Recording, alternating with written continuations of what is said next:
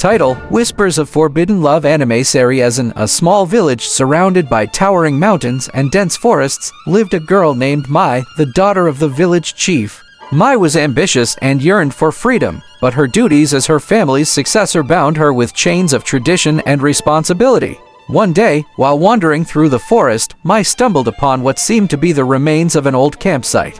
There, she found a strange book bound in dark leather. When she opened it, she heard a whisper not human, yet strangely familiar and alluring. On that same day, a mysterious young man named Kato appeared at the village's outskirts. He was strikingly handsome, with deep, sorrowful eyes that seemed to conceal a heavy secret. Kato's presence unsettled the village elders, especially when they noticed a strange tattoo covering his arm. It resembled the symbol on the leather book Mai had found. Kato refused to speak of his past, but Mai's curiosity about him grew stronger. A midnight encounter on a moonlit night, Mai snuck out of her family's home, driven by an unexplainable urge. Her steps led her deep into the forest, where she found Kato sitting under an ancient tree, talking to himself. When she approached, he fell silent, gazing at her as though he had been waiting for her his whole life. "I wasn't supposed to meet you," he said, his voice heavy with sorrow. From that night on, Mai and Kato began meeting secretly. Kato shared his story. He was born into a cursed lineage, descendants of those who committed a heinous crime against the forest spirits centuries ago.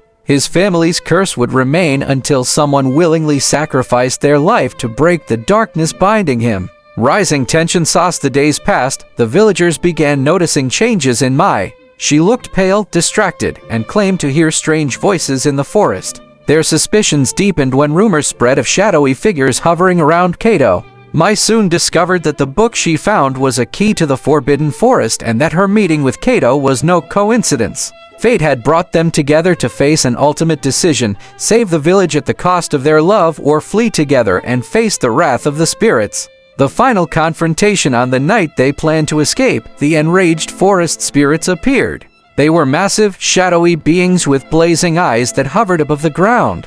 Mai stood beside Kato, but deep down, she realized there was no escape.